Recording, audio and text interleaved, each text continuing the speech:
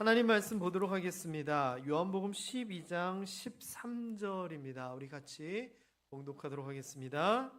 종려나무 가지를 가지고 맞으러 나가 외치되 호산나 찬송하리로다.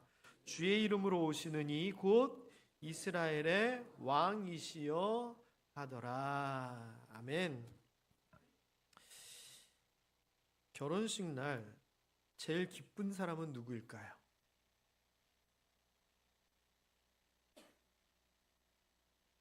신랑 신부가 제일 기쁘겠죠. 결혼식 날 제일 슬픈 사람은 누구일까요? 전 애인이요? 그건 아닌 것 같고요. 부모님 마음이야 다 같은 것 같지만 딸을 시집 보낼 때 아버지가 그날 제일 슬플 것 같습니다. 제가 왜 그 이야기를 하냐면은 제가 결혼식 주례를 볼 일이 많잖아요. 그러면 다른 분들은 절대 못 보는 걸 저는 볼 수 있습니다. 그게 뭐냐? 부모님들의 얼굴과 표정을 저는 볼 수 있습니다. 맨 앞자리에서. 특히 저도 딸이 있고 아들이 있지만 딸을 시집 보낼 때의 그 아버지의 표정을 저는 유심히 봅니다. 저는 딸을 시집 보낼 자신이 없어요. 펑펑 울 것 같아요, 저는. 왜냐하면은 아들이야 듬직하고 그런 것도 있지만 아버지가 딸을 바라보는 관점은 조금 틀린 것 같아요. 어머니가 아들을 보는 관점도 좀 틀린 것 같고, 그래서 때로는 보면은 우리 교회 성도님들 제가 살짝 언급을 일부 예배 때는 했는데 눈물이 나오는 것을 이를 악물고 참으시던 아버님이 계셨어요. 그래서 제가 설교 준비하고 그런 얘기를 생각하면서 그분 표정이 아직도 기억이 나요. 왜냐? 너무 기쁘고 감격스럽기도 하지만 그 딸을 떠나보내는 그 마음이 있다는 거예요.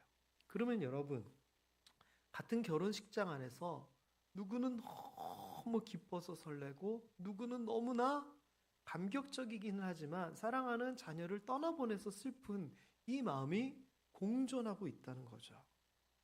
교회가 그런 것 같습니다. 이 교회는요, 기뻐하는 사람과 슬퍼하는 사람들이 공존하고 있습니다. 그렇기 때문에 교회는 위대한 장소인 것 같아요. 그리고 이 모든 것이 하나 되어 하나님 안에서 서로 교제하고 서로 나누거든요. 오늘은 종려주일이라고 하는 날입니다. 교회적으로는 예수님께서 예루살렘 성으로 들어가실 때 많은 사람들이 호산나 만세를 부르면서 환영했던 것에서 출발하는 날입니다. 그러면 이 당시 예수님께서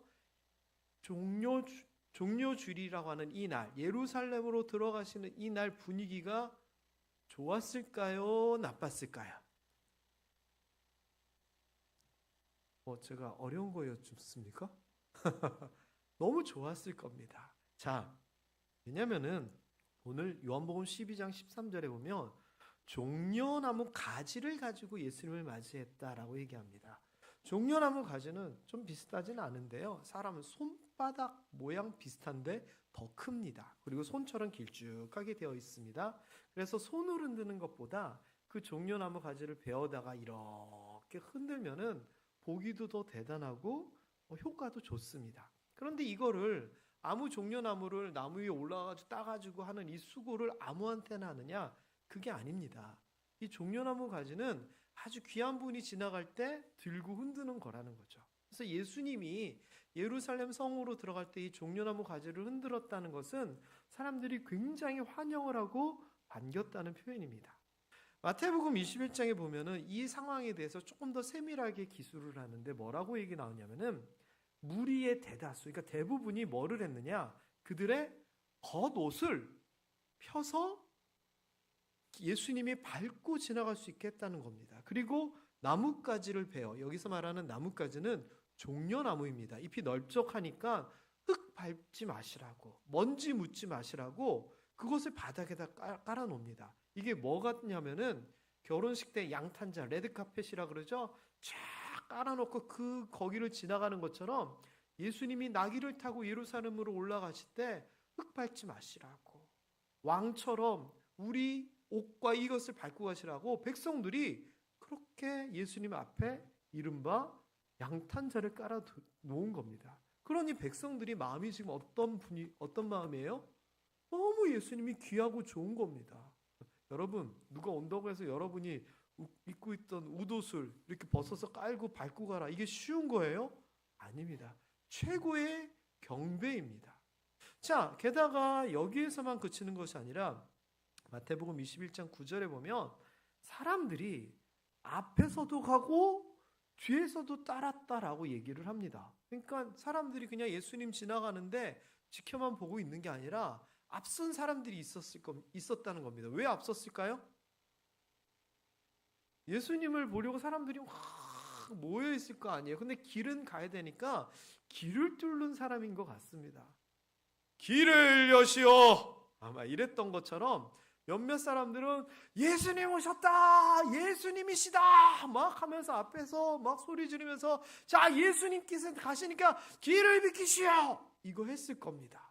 그리고 막 큰 소리 나면서 사람들이 길을 열고 사람들이 웅성웅성거리고, 그리고 예수님이 지나가면 뒤에 구름대 같이 사람들이 모여서 예수님 한번 옷자락 만져보려고, 예수님 한번 안수 한번 받으려고, 예수님 말씀 들으려고 막 몰려갔을 겁니다. 그러니까 이 분위기가 어땠을 것 같아요? 엄청났을 것 같아요. 여러분, 연예인들 가까이서 보신 적 있으세요? 없으시죠? 최고로 가까이서 본 연예인 어디 정도에서 보셨어요? 저는 여기에서 이렇게 자주 봤어요. 옛날 학교 다니면서 아르바이트가 방송국 공개방송 세팅 아르바이트였기 때문에 연예인들을 굉장히 많이 봤어요. 그런데 저는 그 이제 스텝이기 때문에 연예인들이 오면 무대 뒤에서 대기하고 있을 때 대기실에서 다음 순서 나가세요, 그리고 하면서 마이크 전해주고 들어오면 마이크 받고 뭐 이런 걸 했거든요. 그럼 제가 뭘 하느냐, 이제 이 대기실에서 사람들, 연예인들 오는 걸 기다려야 돼요. 그래서 매니저 보고, 자, 예를 들면 그때는 핑클 매니저님 어디 계세요? 막 그러면 오면은 자, 순서가 몇 번째 막 이런 걸 했단 말이에요. 그러면 어떤 분위기냐면요, 팬들이라고 하는 사람들이 그 대기실에는 들어오지 못하고 가까이도 못 오고 저기서 그냥 쫙 둘러져 있어요. 그러면 저는 거기다가 명찰 하나 들고 자유롭게 왔다 갔다 해요. 얼마나 부러워했을까요, 저를? 자기가 좋아하는 오빠, 누나 한번 보고 싶은데 저는 그 사람들하고 같이 얘기하고 같은 데 있고 뭐 간식거리 갖고 오면 전 나눠 먹기도 하고 그랬던 적이 있거든요. 근데 그때 느낌이 뭐냐면요, 사람들이 나를 보고 있구나, 이 느낌이 정말 있어요. 그래서 막 대기실 앞에서 이제 오면 일로 들어가세요 하고 뭐 마이크 주고 그러잖아요. 이거를 저기서 멀리서 사람들이 보면서 막 쏙쏙쏙쏙쏙쏙 이 시선이 느껴지거든요. 예수님은 어떤 느낌이셨을까요? 나는 낙이 타고 올라가는데 수십 명이 아니라 수백 명, 수천 명의 사람들이 둘러싸서 가는 길을 트고 뒤에서는 따라오고 이러고 있어요. 게다가 이 사람들이 뭐라고 얘기하느냐, 우리가 잘 아는 표현 호산나, 호산나 이러고 있어요. 호산나는 우리말로 하면 뭘까요? 만세, 이 정도 의미예요. 그런데 실제로 호산나가 만세처럼 쓰이긴 하지만 원래 의미가 있어요. 우리가 하는 만세는 무슨 의미예요? 원래 만세 만세 하잖아요. 좋다 좋다 의미예요? 칭송이에요. 무슨 칭송이에요?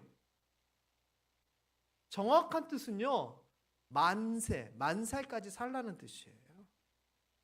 아, 진짜예요. 이건 아무한테나 하는 거 아니에요. 왕에게 얘기하는 거예요.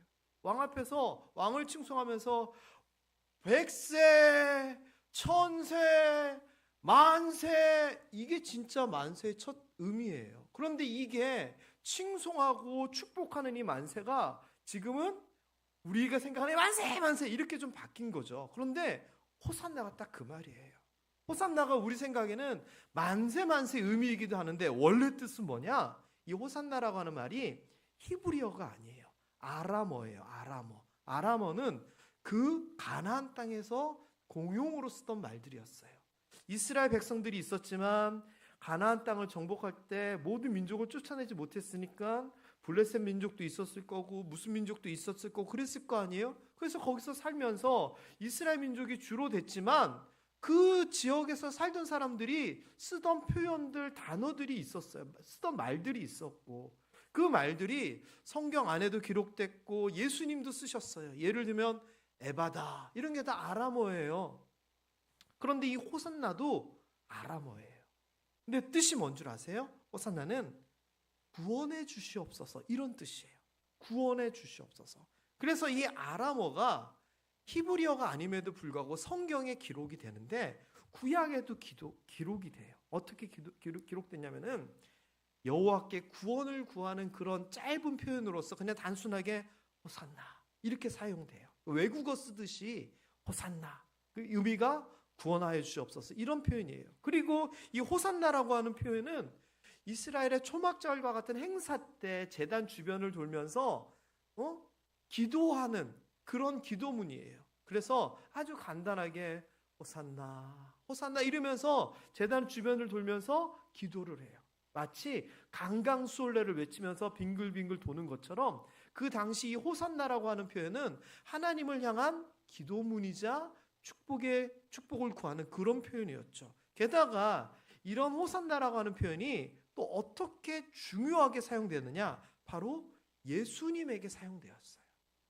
말 그대로 구원하소서, 이 표현이 하나님을 향한 호산나 표현이었거든요. 그런데 이게 하나님의 메시아로서 오신 그 예수를 보면서 하나님이 이 사람을 통하여 우리를 구원해 주세요라고 하는 의미로 호산나를 외친 거예요. 그러니 이 호산나 표현은 예수님을 누구라고 지금 얘기하는 걸까요? 예수님이 구원자 메시아라고 하는 백성들의 고백이 되는 거예요. 자, 그러면 예수님이 어떤 마음이셨을까요? 다 나귀 타고 제자들하고 올라갔는데 수근수근 거리더니 예수님이다! 예수님이다! 이러는 거예요. 게다가 얼마 전에 그 옆 동네에서 지금 무슨 일을 하고 오셨냐면은 죽었던 나사로를 살리고 오시는 거예요.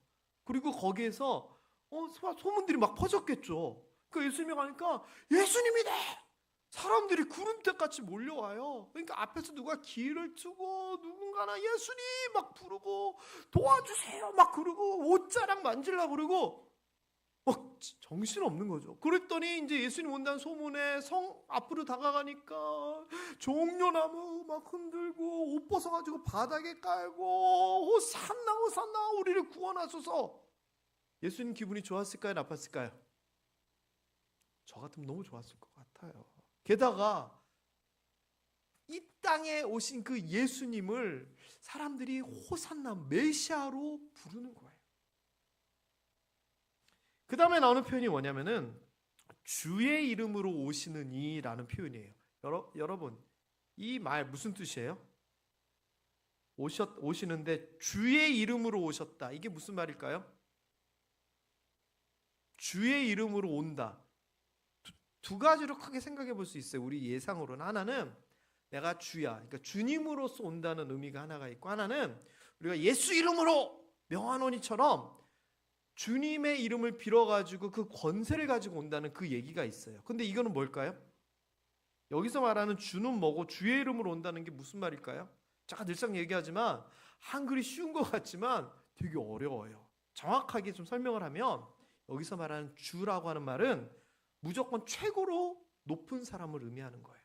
퀴리오스라고 하는 단어인데 최고 통치자, 군주, 왕, 종교적으로 치면 하나님, 또 메시아 같이 최고의 대상을 주라고 불러요. 그런데 지금 예수님을 뭐라고 하냐면은 주라고 부르는 거예요. 그렇게 이름을 부르는 거예요. 그러니까 예수님이 지금 뭐라는 얘기예요? 최고의 존재라는 거예요. 그래서 그 뒤에 나오는 해석이 뭐냐? 곧 하면서 이스라엘의 왕이시오라고 그들이 부르고 있어요. 그러면 지금 여기에서 얘기하는 것들이 뭐예요? 그들이 원하는 것을 딱 얘기를 하고 있어요. 예수님이 뭐면 좋겠다? 메시아, 주, 왕이면 좋겠다. 그들의 마음이 그거예요. 그러면서 예수님이 오시니까 왕이시여, 메시아시여, 우리의 주시여 하면서 막 환호하면서 예수님을 맞이했던 거예요. 자, 그들이 왜 이렇게 환호하면서 기쁘게 예수님을 맞이했을까요? 정리해보면 이렇게 정리해 볼 수 있어요. 첫 번째는요, 과거 500년, 600년 전에 자기네 나라가 멸망하기 전에 한참 전, 우리로 치면 조선시대 때잖아요. 그때 이사야 선지자가 예언을 하기 시작을 했어요. 뭐에 대한 예언이냐? 메시아에 대한 예언이에요. 이런 이사야서 9장 6절처럼 그 하나님께서 우리에게 누구를 주시는데 그가 평강의 왕이 되시고 하나님께서 그 어깨에 권한을 주시고 이런 것들이 예언이 막 선포됐었어요. 이런 얘기들이 이사야서를 비롯한 여러 선지서에 많았거든요. 그래서 이스라엘 백성들이 바벨론 포로로 잡혀갔을 때도 그랬고 나중에 유다가 완전히 멸망했을 때도 그렇고 또 지금 이 현재인 로마에서 또 나라가 멸망했을 때도 그랬고 뭐를 기다리게 됐느냐? 하나님이 보내실 그 메시아를 기다려왔던 거예요.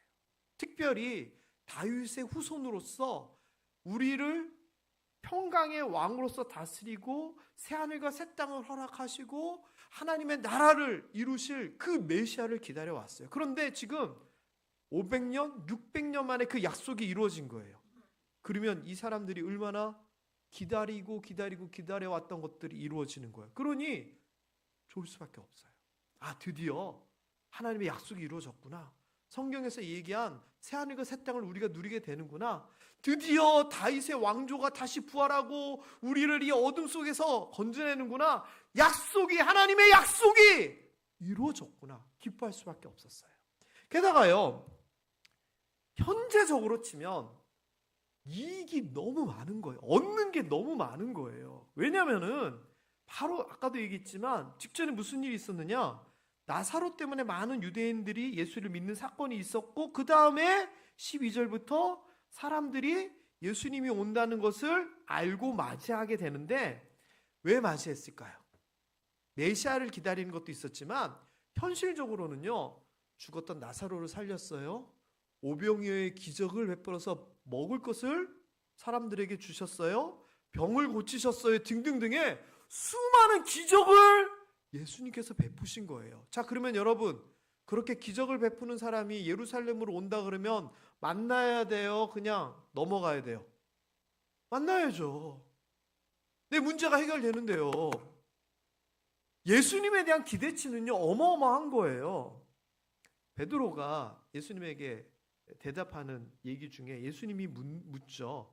사람들이 나를 뭐라고 하느냐라고 했을 때 베드로가 했던 그 대답 중에 뭐가 나오냐면 엘리야라고도 하고요 라는 표현이 나와요. 엘리야는 전설적인 선지자예요. 그런데 엘리야가 뭐 했어요?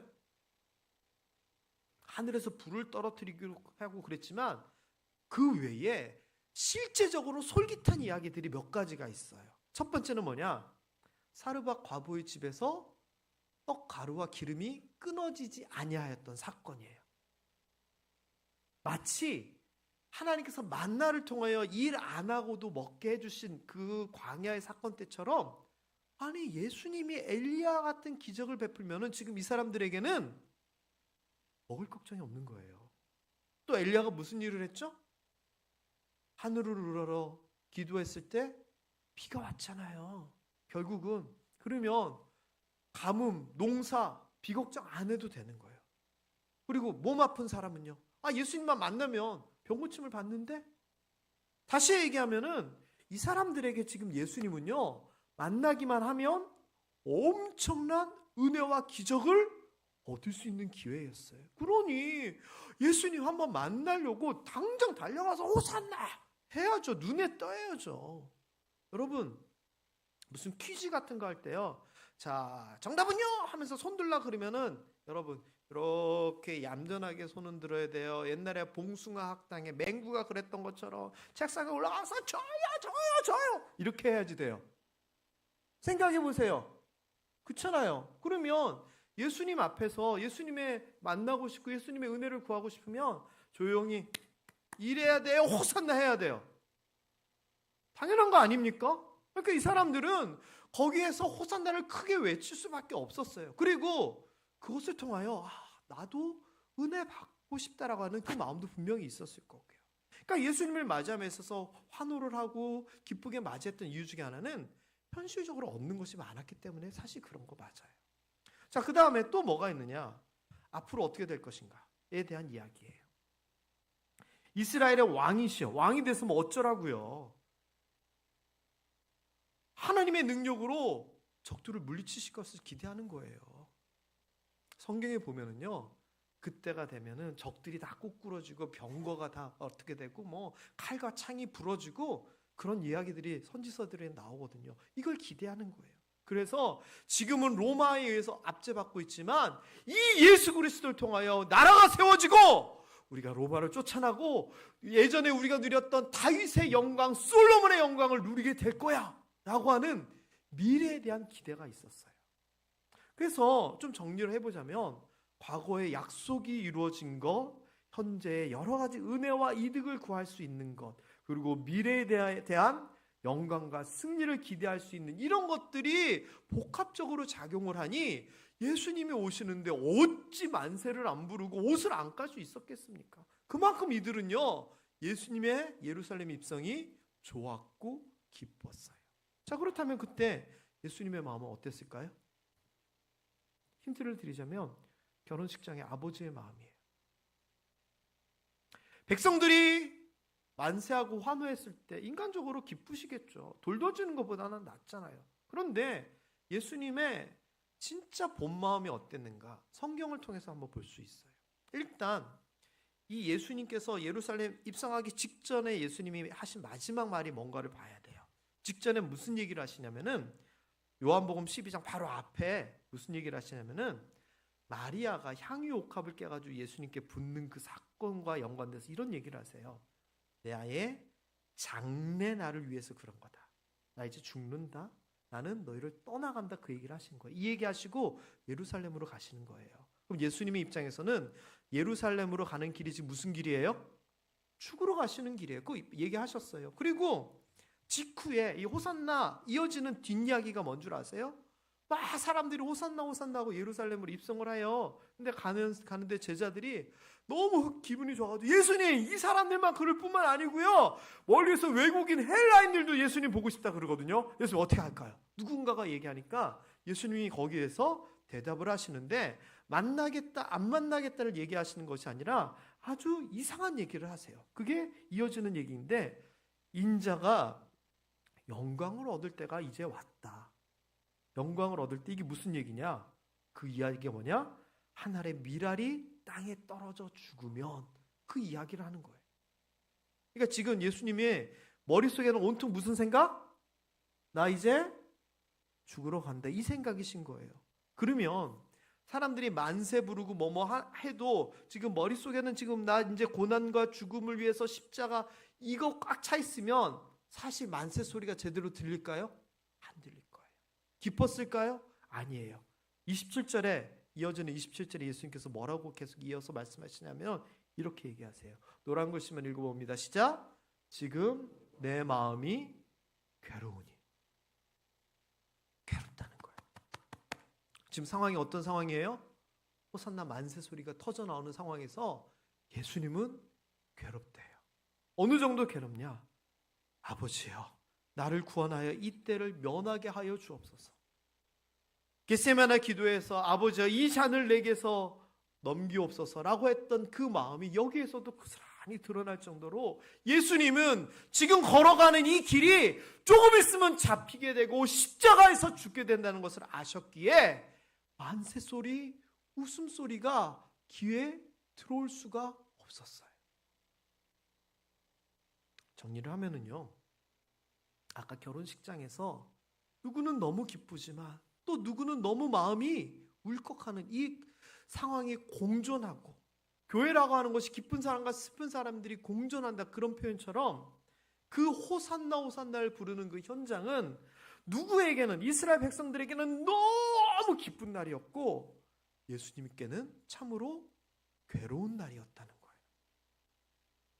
그 사람들이 기뻤던 이유요? 예수님의 입장 생각했을까요? 1도 생각 안 했을 거예요. 그들의 기쁨의 이유는 오로지 자기의 이유였어요. 기쁨의 근원, 기쁨의 목적, 예수님의 생각, 하나님의 의도, 관심 하나도 없어요. 야, 약속이 이루어졌다, 메시아 오신다, 이제 먹을 걱정 없고 로마한테 세금 안 바쳐도 되고 이제 우리 옛날처럼 솔로몬 때처럼 다윗 왕 때처럼 부귀영화를 누리자. 아이고 좋다. 이거랑 예수님의 지금 마음하고 뭔 상관이에요? 하나도 상관이 없어요. 여러분, 다른 사람들은 하나도 안 기쁜데 자기 혼자 기뻐요. 그런 사람을 뭐라고 부르는 줄 아세요? 바보라 그러는 거예요. 바보. 다른 사람들하고 전혀 소통도 안 되고 다른 사람 분위기도 안 살피고 혼자 신나가지고 막 이러면 바보예요. 그게 진짜 바보잖아요. 이게 어떤 상황이냐면요, 예수님 하나님의 생각은 안 하고 자기들끼리만 지금 신나서 만세 만세 부르는 거예요. 뭐랑 똑같은 줄 아세요? 아까 얘기한 철없는 신부 같아요. 사진을 찍는데 아버지 입장에서는 이제 딸을 떠나보내고 예전의 것들 생각나고 또 걱정되기도 하고 딸의 부족함도 알고 있고 그러면서 여러 가지 만감이 교차돼가지고 이제 사진을 찍으려고 딱 썼는데 앞에서 딸이 그러는 거예요. 아빠! 왜? 뭐 누구 죽어? 나 시집 가는데 왜 슬퍼? 웃어! 말은 맞는데요, 아버지의 마음을 헤아리지 못하는 거예요. 철없는 거죠. 그래서 여러분, 부모의 마음을 헤아리지 못하는 그 신부를 우리가 아이고 철이 없네, 어떻게 그렇게 아버지 어머니 마음을 못 헤아릴까, 우리가 이야기하는 것처럼 그 당시 이스라엘 백성들이 철이 없었어요. 예수님은 십자가 지기 위해서 예루살렘 들어가는데 뭣도 모르고 손 흔들면서 만세 부르고 있어요. 저는요, 그때 예수님의 심정을 본인은 괴롭다라고 얘기하셨지만 외롭다라고 하는 표현을 쓰고 싶어요. 외롭다. 왜? 다른 모든 사람들은 웃고 있는데 나는 웃을 수가 없어요. 다른 모든 사람들은 영광을 이야기하는데 나는 지금 십자가를 져야 돼요. 나의 이 두려움, 나의 이 무서움을 이해해주는 사람이 아무도 없어요. 예수님께서 이런 마음을 가지고 있었을 때 나중에 어떻게 하셨냐면은 제자들 보고 같이 기도하러 가자 라고 얘기를 하세요. 그래서 땀이 핏물처럼 뚝뚝뚝뚝 떨어지는 가운데 하나님 앞에 기도를 해요. 그때 제자들이 뭐하고 있었죠? 졸았어요. 예수님께서 가서 나 같이 좀 기도 좀 하자. 또 졸아요. 예수님 뭐라 그러시죠? 너희가 한시도 나와 같이 깨어 기도할 수 없느냐? 안타까워하시잖아요. 제자들이 왜 그랬을까요? 예수님의 마음을 알지 못하고 공감할 수가 없었기 때문에 이 늦은 시간에 웬 기도야. 제자들은 그저 메시아에서의 승리만 기대하고 들떠 있는데 한밤중에 이제 들뜸이 가라앉고 피곤해서 잠이 드는 거예요. 근데 예수님은 잠이 오시겠어요? 이제 십자가의 고통을 감당하셔야 되는데. 여러분, 아이들이 주사 맞을 때 몇 번째가 제일 병원 가는 게 무서운 줄 아세요?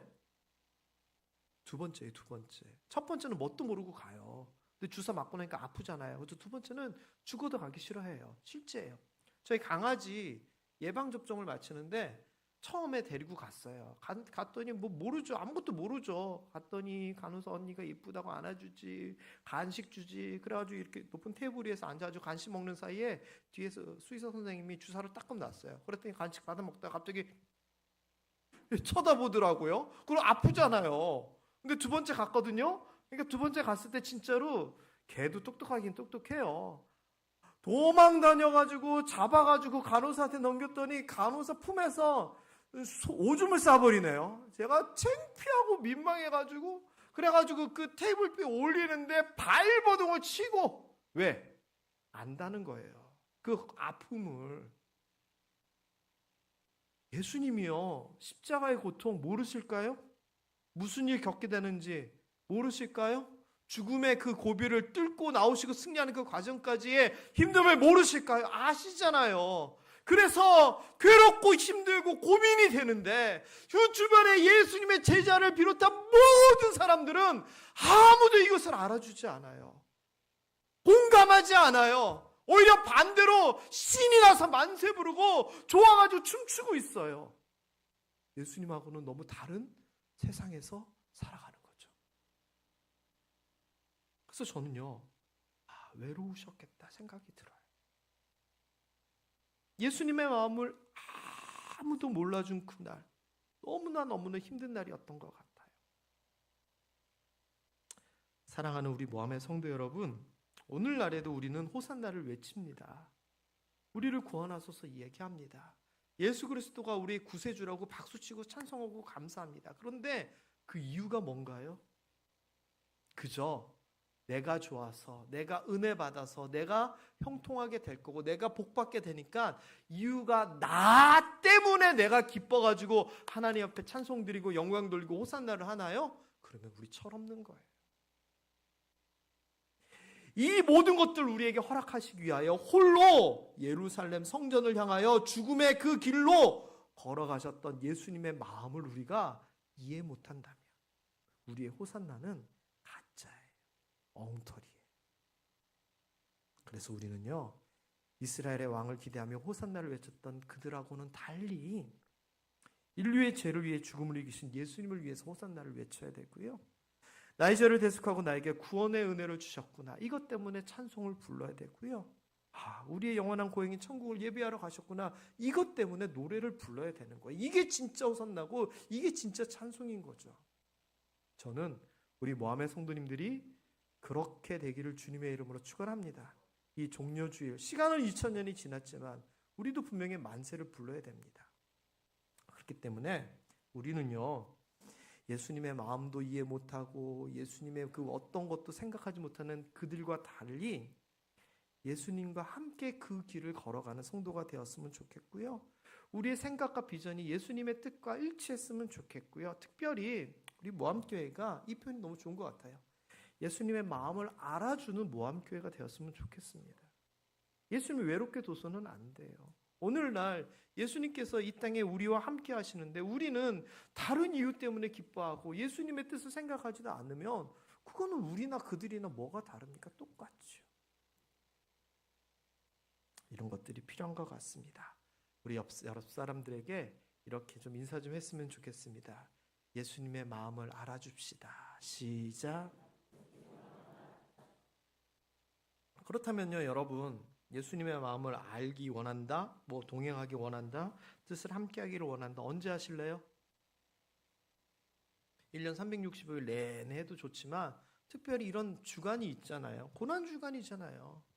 딴 날보다 예수님께서 정말 힘들어하셨을 마지막 이 한 주간에 예수님과 같은 마음을 품고 예수님의 발걸음을 같이 좀 뒤따라보는 그러한 우리의 모습이 있었으면 좋겠다 생각이 들어요. 그래서 여러분, 이 한 주간, 고난 주간을 맞이해서 예수님의 심정을 생각해보고 예수님께서 하신 말씀을 묵상하고 예수님께서 감당하셨던 그 일에 대하여서 다시 한번 깊이 생각해 볼 수 있는 그런 고난 주간이 되었고요. 말로만 예수님과 함께합니다, 예수님과 동행합니다 하는 것이 아니라 이때만이라도 금식도 좀 하시고 새벽 기도도 좀 나오시고 특별한 시간을 내셔가지고 섬김도 좀 하시고 저는 그랬으면 좋겠어요. 1년에 5일도 365일 중에서 5일도 제대로 못하면서 아예 무슨 우리가 예수님의 마음을 알아가고 예수님과 동행하고 그 길을 뒤따라 갑니까? 그래서 여러분, 이 한 주간 정말 예수님의 마음을 알고 예수님의 길을 같이 동행할 수 있는 그런 목표를 좀 세우셨으면 좋겠고 그 목표 가운데 이번 한 주간은 내가 새벽 기도에는 좀 나가야 되겠다, 이런 목표를 좀 가지셨으면 더 좋겠습니다. 그래서 이 한 주간 예수님을 외롭게 두지 마시고 예수님과 온전히 함께하는 그런 귀한 시간들이 되기를 주님의 이름으로 축원합니다.